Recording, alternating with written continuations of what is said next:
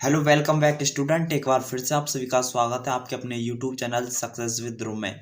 आज आपके लिए बहुत ही शानदार वीडियो लेकर आ चुका हूं। बोर्ड एग्जाम 2024 साइंस कक्षा 10 का वायरल पेपर आज आपके लिए लेकर आ चुका हूं, जिसके तहत हम जो है कुछ ना आए तो क्या ट्रिक लगाएंगे, पेपर को कैसे करना है, पूरा पेपर यहीं से आएगा। मैं आपको बताने जा रहा हूँ, जितने भी आपको मैं आज चीज़ें बताऊँगा पूरा का पूरा पेपर यहीं से आने वाला है। आपको कुछ और तैयार करने की आवश्यकता नहीं पड़ने वाली है। तो एक बार वीडियो को शुरू से लेकर एंड तक ज़रूर देखिएगा। अगर चैनल पर नए हो तो चैनल को सब्सक्राइब करके बेल आइकन को प्रेस ज़रूर करिएगा।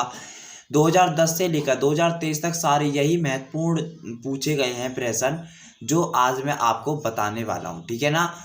तो ये जो है बहुत बार पूछे गए हैं ये प्रश्न, और बहुत ही इम्पोर्टेंट है, वेरी वेरी इम्पोर्टेंट है। आप इनको तैयार करें। आपको कोई परेशानी होती है तो मैं आपके लिए हर पल आपके साथ हूँ। यहाँ पर हम जो है बहुत इम्पोर्टेंट देखेंगे क्या क्या चीज़ें हमें करनी है, ठीक है।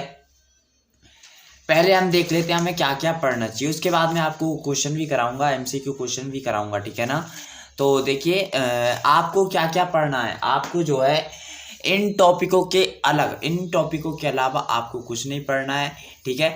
आप साइंस का कोई भी पेपर उठाकर देख लीजिए, यही टॉपिक पूछे गए हैं, इन्हीं टॉपिकों से क्वेश्चन पूछे गए हैं, और कहीं से भी आपको पेपर नहीं मिलेगा, ठीक है ना। कहीं से भी आपको पेपर नहीं मिलेगा। अब देखिए टॉप 50 विज्ञान के 50 सबसे very very most important MCQ question आपके लिए, बहुत ही सेलेक्टेड क्वेश्चन मैंने बनाए हैं, तैयार किए हैं। आपसे रिक्वेस्ट करूंगा प्लीज़ उनको देखकर ज़रूर जाएं, क्योंकि आपका एक एक क्वेश्चन जो भी जितनी बार पूछा गया आप अपने प्री बोर्ड एग्जाम से लगा लीजिएगा, अपने वार्षिक अर्धवार्षिक पेपर से लगा लीजिएगा। आपको यही क्वेश्चन देखने को मिलेंगे। पिछले पेपर के कोई पुराने सेट उठाकर देख लीजिएगा, आपको यही देखने को मिलने वाले हैं, ठीक है। 50 सबसे महत्वपूर्ण टॉपिक, तो पहला है संयोजन तथा फ्यूजन अभिक्रिया। यहाँ से हर बार पेपर पूछा जाता है, ठीक है, हर बार क्वेश्चन बनता है। ये अभिक्रिया यहाँ से ज़रूर पूछी जाती है, संयोजन तथा फ्यूजन अभिक्रिया। ऊष्माक्षेपी तथा ऊष्माशोषी अभिक्रिया, यहाँ से भी क्वेश्चन बनता है, ठीक है। क्वेश्चन पूछ लेता है ऊष्माक्षेपी अभिक्रिया क्या है, ऊष्माक्षेपी तथा ऊष्माशोषी में अंतर स्पष्ट कीजिए। इस प्रकार से क्वेश्चन आपके बन जाते हैं। रासायनिक समीकरण संतुलित करने की विधि, रासायनिक समीकरण संतुलित करने की विधि आपको पूछी जाएगी। अम्ल क्षार तथा लवण की परिभाषा व उदाहरण आपको पूछे जाएंगे। देखिए अम्ल से क्वेश्चन बनेगा, क्षार से क्वेश्चन बनेगा, लवण से क्वेश्चन बनेगा। इनकी परिभाषा पूछ सकता है कि यह अम्ल है या क्षार है, ठीक है। जल का पीएच मान कितना होता है, यानी यहाँ से बहुत क्वेश्चन बनते हैं। जब आप अभी एमसीक्यू को देखेंगे, आप देखेंगे कि क्वेश्चन वहीं से बने हैं, ठीक है ना। आप देखेंगे क्वेश्चन वहीं से बने हैं, अलग से क्वेश्चन नहीं पूछा गया। अब देखिए बेकिंग सोडा बनाने की विधि, बेकिंग सोडा बनाने की विधि, plaster of Paris, plaster of Paris बार बार पूछा गया है कि प्लास्टर ऑफ पेरिस को बनाने की विधि क्या है, बेकिंग सोडा बनाने की विधि क्या है, यानी यहाँ से क्वेश्चन पूछे जाते हैं। उदासीनीकरण अभिक्रिया, धातु और अधातु से क्वेश्चन पूछे जाते हैं। वैद्युत रासायनिक श्रेणी, वैद्युत रासायनिक श्रेणी से तो पिछली बार भी क्वेश्चन बना था, 2023 में भी क्वेश्चन बने थे, और पीओपी यानी प्लास्टर ऑफ पेरिस से भी 2023 में क्वेश्चन बने थे, ठीक है ना। अब देखिए संतृप्त और असंतृप्त, इसमें अंतर ज्यादा पूछता है कि संतृप्त तथा असंतृप्त में अंतर स्पष्ट कीजिए। इसमें अंतर पूछेगा आपको, वो ये तैयार करना। आपके पास दिन बहुत कम है, नज़दीक परीक्षा आ चुकी है, आप सोच रहे हैं हम क्या तैयार करें, क्या तैयार करें। आप अभी जो है सही रास्ते से भटक रहे हैं, आपको भटकने की आवश्यकता नहीं है। मैं 100% की गारंटी के साथ कहता हूँ, हर एक क्वेश्चन जो है, हर एक क्वेश्चन आपको यहीं से देखने को मिलेगा। मेरे प्यारे प्यारे स्टूडेंट, मैंने बहुत ही एनालिसिस करके, पेपरों का रिव्यू करके मैंने आपको ये टॉपिक बताए हैं। मेरी आपसे रिक्वेस्ट है, अगर आप पेपर से पहले जब पेपर देने जाएं, साइंस का पेपर जब देने जाएं, तो इन सभी टॉपिकों को तैयार कर लीजिएगा।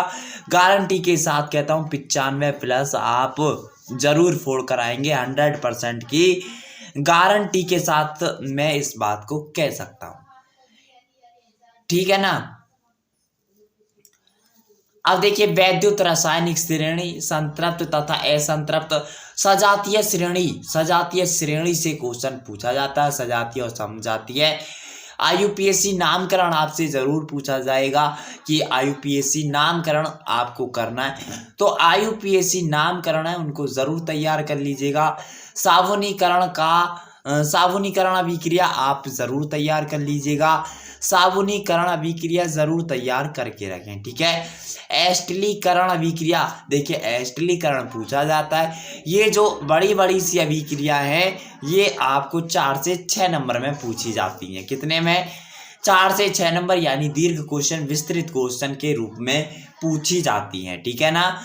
देखिए साबुनीकरण अभिक्रिया, और देखिए पाचन तंत्र, श्वेतन तंत्र और उत्सर्जन तंत्र, लैंगिक जनन और ये अलैंगिक जनन, परागण से क्वेश्चन बनता है मेरे भाई, परागण से क्वेश्चन बनता है। पुष्प की संरचना, यहाँ से क्वेश्चन बनता है, ठीक है। ये हमारा जैव विज्ञान में, जीव विज्ञान में आ जाता है, ठीक है। ये हमारा जीव विज्ञान में आ जाता है। मैं इसकी पीडीएफ आपको फ्री में प्रोवाइड कराऊंगा, इसकी पीडीएफ आपको फ्री में प्रोवाइड कराऊंगा। आप व्हाट्सएप चैनल के साथ अगर नहीं जुड़े हैं तो वहां से आपको जुड़कर इसकी पीडीएफ आप प्राप्त कर सकते हैं। टेलीग्राम से जुड़कर आप वहां से प्राप्त कर सकते हैं। आपको प्लीज वीडियो को अधिक से अधिक लोगों तक शेयर करिएगा और सभी जो है सभी सही रास्ते पर चलें, क्योंकि अब बहुत कम टाइम रह चुका है, बहुत कम टाइम रह चुका है। अगर आपने इस टाइम को गवा दिया तो ये टाइम आपको गवा देगा और आप कहोगे कि शायद हम तैयार कर लेते, ठीक है। देखिए धावन सोडा बनाने की विधि, कौन स्टूडेंट है जो कमेंट करके बताएगा मुझे कि ये नहीं आया? कौन है जो बता सके कि ये नहीं आया? धावन सोडा बनाने की विधि जरूर पूछी गई है। नर तथा मादा जनतंत्र ये जरूर पूछा गया है। डीएनए आरएनए में अंतर बताइए, डीएनए आरएनए में अंतर बताइए। तो डीएनए की फुल फॉर्म क्या होती है, आरएनए की फुल फॉर्म क्या होती है, एक बार कमेंट करके जरूर बताइएगा, ठीक है ना। देखिए डीएनए तथा आरएनए में क्या अंतर है? डीएनए होता है डीऑक्सीराइबोन्यूक्लिक अम्ल और आरएनए क्या होता है? राइबोन्यूक्लिक अम्ल होता है, ठीक है। ये इसकी फुल फॉर्म होती है। मेंडल के आनुवांशिकता नियम, क्या ये नहीं आया? बताइए क्या ये नहीं आया? बार बार बोर्ड एग्जाम में पूछा गया है। अब देखिए एक संकर तथा द्विसंकर संस्करण, लिंग निर्धारण की प्रक्रिया, मानव मस्तिष्क आपसे पूछा गया है। कुछ क्वेश्चन ऐसे भी जरूर पूछे जाते हैं जिनके लिए चित्र बनाना अनिवार्य होता है, ठीक है। देखिए प्रकाश परावर्तन से क्वेश्चन पूछा जाता है बार बार, तंत्रिका तंत्र से क्वेश्चन पूछा जाता है। अब अवतल उत्तल दर्पण से प्रतिबिंब बताइए, क्या ये आपसे नहीं पूछा गया? जो है आपके प्री बोर्ड एग्जाम में भी यहीं से क्वेश्चन बने होंगे, मैं जानता हूं, क्योंकि मैंने एनालिसिस करके, मैंने रिव्यू करके पूरे पेपर का, जब भी आपके लिए ये जो है सारे के सारे टॉपिक मैंने आपके लिए बताए हैं। अगर आप इन 50 टॉपिकों को तैयार कर लेते हैं, कुछ और करने की आवश्यकता ही नहीं पड़ने वाली। अवतल दर्पण, उत्तल दर्पण, प्रकाश का परावर्तन अपवर्तन, ये परावर्तन अपवर्तन दोनों से आपको तैयार कर लेना है कि परावर्तन क्या होता है, अपवर्तन क्या होता है। लेंस से प्रतिबिंब का निर्माण किस प्रकार किया जाता है? लेंस से जो प्रतिबिंब है उसका निर्माण किस प्रकार किया जाता है? लेंस की क्षमता का मात्रक क्या होता है? डायोप्टर होता है, ठीक है। तो इस बात को आप जो है जरूर ध्यान रखें। निकट दृष्टि दोष, दूर दृष्टि दोष, ये दोनों दोष तैयार कर लीजिएगा। दोनों दोष से आपको पूछा जा सकता है, यानी ये आपको फुल तैयार होने चाहिए, क्योंकि इसमें बड़ा क्वेश्चन भी बन जाए तो भी आपको दिक्कत ना हो, ठीक है ना।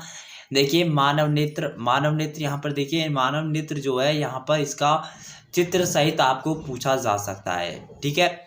चित्र सहित पूछा जा सकता है, इसका ध्यान रखिएगा। ओम का नियम आपको तैयार कर लेना है, ठीक है। ओम का नियम बहुत बार पूछा गया है, यानी ओम का नियम तो अब बहुत इंपॉर्टेंट हो चुका है। ये 12th में भी आता है और 10th में भी आता है। वैद्युत धारा, वैद्युत प्रतिरोध का मात्रक क्या होता है? तो प्रतिरोध का मात्रक क्या होता है? कमेंट करके जरूर बताइएगा। श्रेणी क्रम संयोजन, चुंबकीय बल रेखाएं, समांतर क्रम संयोजन बायो सेवर्ट का नियम, बायो सेवर्ट का नियम भी आपसे पूछा जाएगा। ठीक है, फ्लेमिंग के बाएं और दाएं हाथ का नियम, ये आप तैयार करके जाएं। पेज के नियम, वैद्युत धारा के चुंबकीय प्रभाव, फैराडे का नियम, ओजोन परत का अपेक्ष और ऊर्जा के स्रोत। यानी ये 50 के 50 टॉपिक अगर आप तैयार करके जाते हैं तो आप बोर्ड एग्जाम में गारंटी के साथ कहता हूँ, आप बोर्ड एग्जाम में जो है 95+ का स्कोर करके आओगे। ठीक है ना। और देखिए सबसे महत्वपूर्ण मैंने पूरी किताब से आपके लिए रखे हैं, इनसे अलग आपको कुछ भी नहीं आने वाला। पहला क्या है, एक अवतल दर्पण की वक्रता त्रिज्या 30 सेंटीमीटर है। कितनी है? 30 सेंटीमीटर है। इसकी फोकस दूरी क्या होगी? इसकी फोकस दूरी क्या होगी? तो फोकस दूरी का फॉर्मूला क्या होता है? R/2। क्या होता है? R/2 होता है। ठीक है, तो हमारी ये 30 है और 30/2 यानी 2 से भाग कर देंगे, 30 में 15 से कट जाएगा। और अवतल दर्पण के लिए क्या होता है? प्लस का होता है, हमेशा ध्यान रखिएगा। सॉरी, अवतल के लिए जो है ये माइनस का होता है। ठीक है, ये प्लस का नहीं होता है। ठीक है, माइनस के लिए होता है, तो फिर -15 सेंटीमीटर इसका करेक्ट आंसर हो जाएगा। उस उत्तल दर्पण की वक्रता त्रिज्या क्या होगी जिसकी फोकस दूरी +10 सेंटीमीटर है? वक्रता त्रिज्या क्या होगी जिसकी फोकस दूरी, ध्यान रखिएगा, त्रिज्या की दुगनी होती है फोकस दूरी।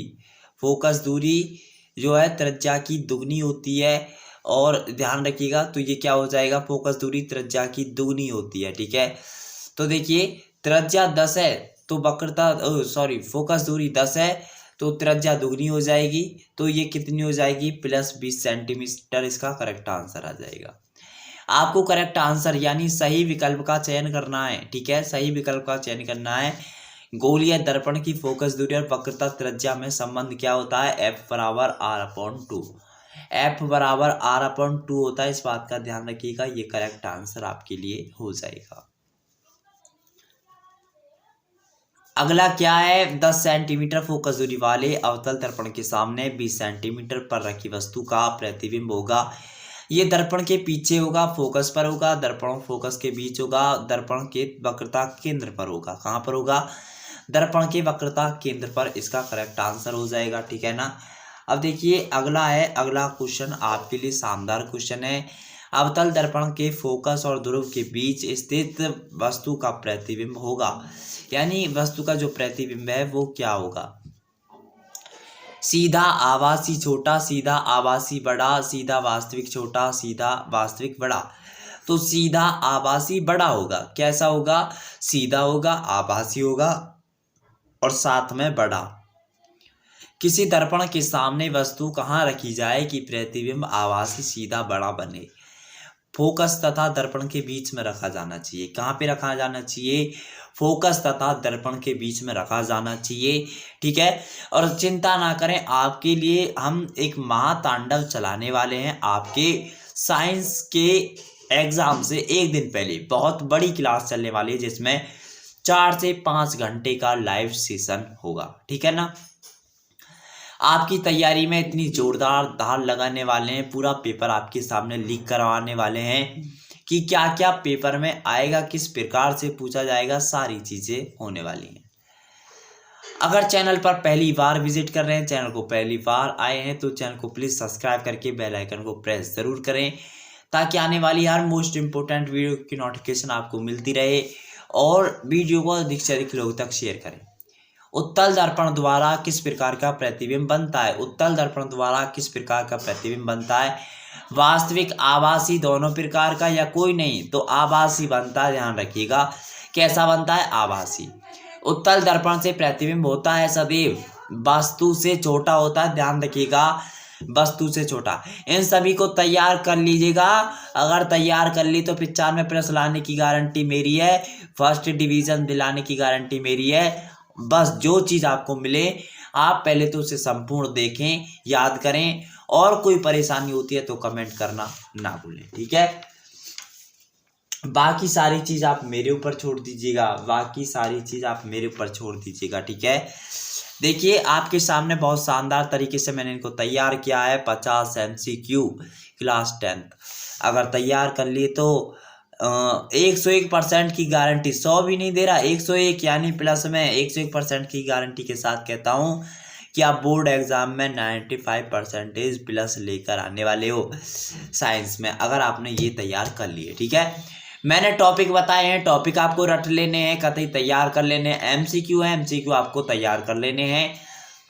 20 सेंटीमीटर फोकस दूरी वाले उत्तल दर्पण के सामने 20 सेंटीमीटर दूरी पर स्थित वस्तु का प्रतिबिंब बनता है। तो ये कहाँ पर बनता है, हमेशा ध्यान रखिएगा, -10 सेंटीमीटर दूरी पर दर्पण के पीछे बनता है। -10 सेंटीमीटर दूरी पर दर्पण के पीछे बनता है। ठीक है, देखिए अगला क्वेश्चन है, प्रिज्म से श्वेत प्रकाश की किरण के गुजरने पर सबसे अधिक विचलन होता है। बैंगनी रंग के लिए होता है। आप सोच रहे होंगे लाल रंग के लिए नहीं होता, ना पीले रंग के लिए होता है, ना ही हरे रंग के लिए होता है, ये बैंगनी रंग के लिए होता है। ठीक है, और हमारा 2025 बोर्ड एग्ज़ाम के लिए बैच लॉन्च हो चुका है। अगर आपका कोई भी भाई या बहन है जो 10th और 12th की तैयारी करने वाला है तो बैच को ज़रूर परचेज़ करें। मात्र 249 रुपये में आपको जो है 1 साल की संपूर्ण तैयारी कराई जाएगी बेस्ट कंटेंट के साथ। ठीक है, अगर ज़्यादा जानकारी के लिए जो है इस नंबर पर कॉल ज़रूर करें, 7983048011 पर आप कॉल ज़रूर करें। ठीक है, अधिक जानकारी के लिए। वैद्युत जनित्र में रूपांतरण होता है, वैद्युत जनित्र में रूपांतरण होता है, किसका होता है, जल्दी से कमेंट करके बताइएगा। वैद्युत जनित्र यानी वैद्युत जो जनित होता है वैद्युत ऊर्जा का यांत्रिक ऊर्जा में, वैद्युत ऊर्जा का यांत्रिक ऊर्जा में या यांत्रिक ऊर्जा का वैद्युत ऊर्जा में क्या होता है। 4 ऑप्शन आपके सामने, कमेंट करके जरूर बताइएगा। 220 वोल्ट से 100 वाट के विद्युत बल्ब के तंतु का प्रतिरोध होगा 484 ओम हो जाएगा, 484 ओम हो जाएगा। ठीक है, और देखिए प्रोपेनॉल है, प्रोपेनॉल का जो फॉर्मूला होता है C3H6OH होता है, ध्यान रखिएगा, C3H6OH होता है इसका फॉर्मूला। ठीक है, आपको ये ध्यान में रखना है, सारी चीज़ें आपको ध्यान में रखनी है, सारे क्वेश्चंस आपको ध्यान में रखने हैं। ठीक है ना, आपको कहीं भी गड़बड़ नहीं करनी। अब देखिए अगला क्वेश्चन आपके लिए शानदार है, अधातु है। सब में अधातु कौन सा है, के नहीं है, Al नहीं है, Na नहीं है, F अधातु है। ठंडे जल से हाइड्रोजन गैस बनती है, ठंडे जल से हाइड्रोजन गैस बनती है। लोहा, copper, sodium, carbon, sodium correct answer हो जाएगा। मनुष्य में वृक्क एक तंत्र का भाग है जो संबंधित है, उत्सर्जन से संबंधित होता है। किससे संबंधित होता है, उत्सर्जन से। स्वपोषी पोषण के लिए आवश्यक है, स्वपोषी पोषण के लिए आवश्यक है। करेक्ट आंसर क्या होगा, सारे करेक्ट आंसर है भाई। कार्बन डाइऑक्साइड तथा जल आवश्यक है, क्लोरोफिल आवश्यक है, सूर्य का प्रकाश आवश्यक है। जब ही तो स्वयंपोषी पोषण, स्वयं अपना भोजन बनाएंगे जब ये सारी चीजें होंगी, तो उपयुक्त सभी इसका करेक्ट आंसर हो जाएगा। अगला क्वेश्चन है, अलैंगिक जनन मुकुलन द्वारा होता है। किसके द्वारा होता है, मुकुलन द्वारा। किस में होता है, यीस्ट में, यीस्ट इसका करेक्ट आंसर हो जाएगा।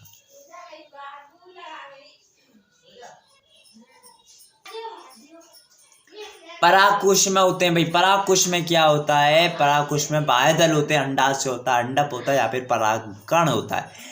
परागकण इसका करेक्ट आंसर हो जाएगा। मेरे प्यारे साथी, मैंने आपके लिए पूरी बुक से जितने भी एमसीक्यू बन सकते थे सारे के सारे एमसीक्यू मैंने आपके लिए रख दिए हैं। वक्रता त्रिज्या का मात्रक होता है, यानी त्रिज्या यानी एक दूरी से ही तो त्रिज्या बनती है। तो दूरी को हम मीटर में भी मापते हैं, सेंटीमीटर में भी मापते हैं और मिलीमीटर में भी मापते हैं।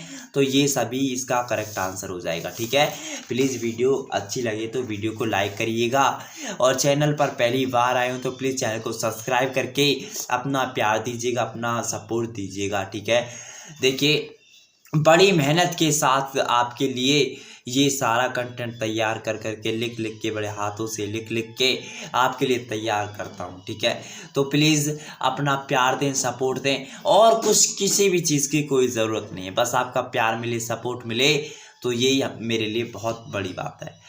एक पारदर्शी माध्यम से दूसरे पारदर्शी माध्यम में प्रवेश करने पर एक प्रकाश किरण अपवर्तन कोण का मान आपतन कोण की तुलना में अधिक होता है यदि प्रकाश की किरण सघन माध्यम से विरल माध्यम में जा रही है। सघन माध्यम से विरल माध्यम में जा रही है, ये इसका करेक्ट आंसर हो जाएगा। प्रतिरोध R के किसी तार के टुकड़े को 4 बराबर भागों में बांटा जाता है। इन टुकड़ों को फिर संयोजित कर देते हैं। यदि तुल्य प्रतिरोध R हो तो R' का अनुपात क्या होगा? 1/16 हो जाएगा। कितना हो जाएगा? 1/16 हो जाएगा। इस बात का ध्यान रखिएगा। वैद्युत धारा का मापन किया जाता है। वैद्युत धारा भाई किससे मापी जाती है? तो वैद्युत धारा वोल्टमीटर से थोड़ी ना मापी जाती है, ना ही गैल्वेनोमीटर से मापी जाती है, ना ही ऊर्जा मीटर से, ये तो एमीटर से मापी जाती है। किससे मापी जाती है? तो आप कहेंगे एमीटर से मापी जाती है गुरुजी। धावन सोडा का रासायनिक सूत्र है, धावन सोडा का रासायनिक सूत्र है NaOH, बिल्कुल भी नहीं है। NaSCO3 सोडियम हाइड्रोकार्बोनेट, ये भी नहीं है। कैल्शियम ऑक्साइड क्लोराइड, ये भी नहीं है। Na2CO3 10H2O धावन सोडा का रासायनिक सूत्र है Na2CO3 10H2O। यानी जल के कितने अणु हैं? 10 अणु हैं। हाइड्रोजन के कितने अणु हैं? कैसे पता करेंगे भाई? 10 दूना 20 हो जाएगा। और सोडियम के कितने अणु हैं? तो यहाँ पे साफ चमक रहा, सोडियम के 2 अणु हैं।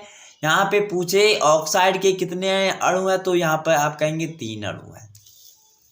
अणु की पहचान कैसे करें, ये आपको पता होना चाहिए, ठीक है। 1 बिलियन नीले लिटमस को लाल कर देता है, इसका पीएच मान होगा। 1 बिलियन है जो नीले लिटमस को लाल कर देता है, इसका पीएच मान होगा तो 6 होगा। हमेशा ध्यान रखिएगा, कितना होगा? 6 होगा।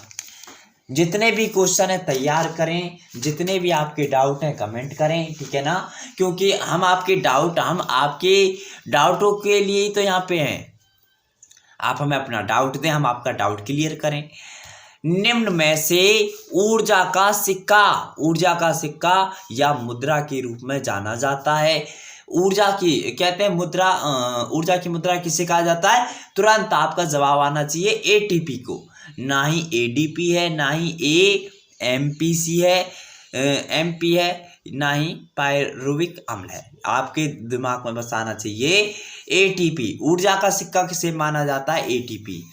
निम्न में से कौन सा एक केवल जंतुओं में पाया जाता है? कौन सा एक केवल जंतुओं में पाया जाता है? करेक्ट आंसर क्या हो जाएगा? क्या हो जाएगा करेक्ट आंसर? क्या पाया जाता है? तंत्रिका तंत्र इसका करेक्ट आंसर हो जाएगा। मेंडल ने अपना प्रयोग भिन्न में से किस पौधा पर किया था? में से किस पौधा पर किया था? तो ये इसका क्या हो जाएगा? करेक्ट आंसर क्या हो जाएगा? मटर इसका करेक्ट आंसर हो जाएगा, मटर, ठीक है। निम्नलिखित में से कौन सी एक पराबैंगनी किरणें को पृथ्वी पर आने से रोकती है?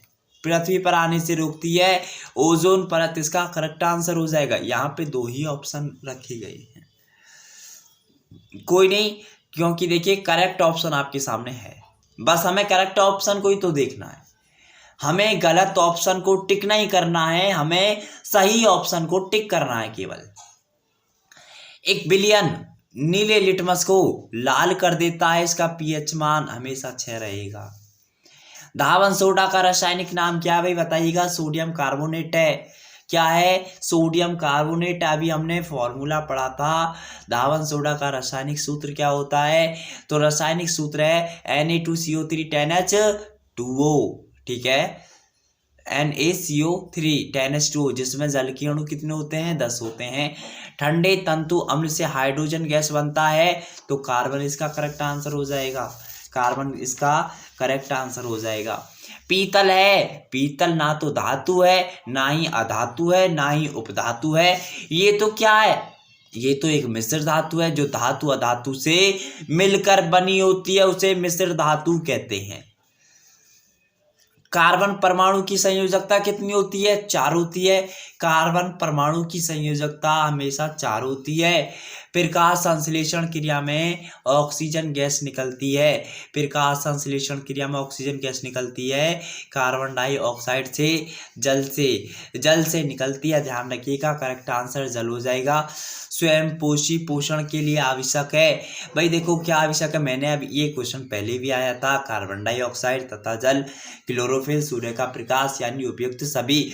जब सभी चीजें होंगी तभी तो स्वयं पोषी स्वयं अपना पोषण, अपना भोजन बनाएगा। ठीक है, यकृत स्रावित करता है तो ये पित्तरस स्रावित करता है। पादप में जाइलम उत्तरदायी है। क्या है? जल का वहन, इसका करेक्ट आंसर हो जाएगा। केवल जल में घुलनशील होता है। जल में क्या घुलनशील होता है? यहाँ पर देखिए, vitamin A, vitamin D, vitamin के या विटामिन सी करेक्ट आंसर हो जाएगा।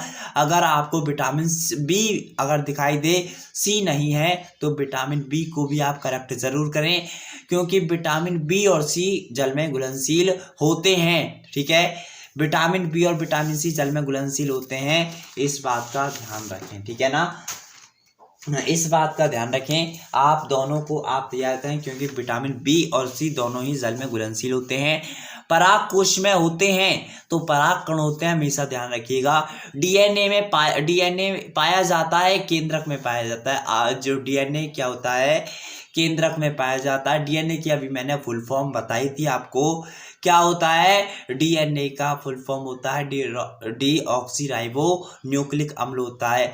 ये किस में पाया जाता है? तो केंद्रक, इसका करेक्ट आंसर हो जाएगा। मुकुलन पाया जाता है। प्यारे साथी, मुकुलन कहाँ पाया जाता है? तो यह हाइड्रा में पाया जाता है।